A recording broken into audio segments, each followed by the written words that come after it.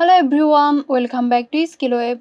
In this video, I will show you how to enable dark mode on Tumblr. So let's have a look now.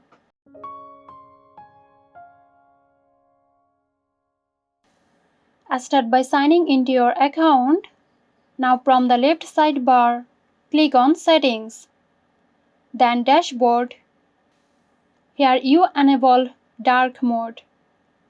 Scroll down until you found color palette. There it is. Click on it and here is the dark mode option. Tumblr offers various themes. Choose the dark mode or choose one based on your needs. And here you go. Hope you found this video helpful. Stay tuned for more helpful tutorials here at Skill. This video is sponsored by Xirosoft. Xirosoft offers graphic design, UI UX design, digital marketing and web development.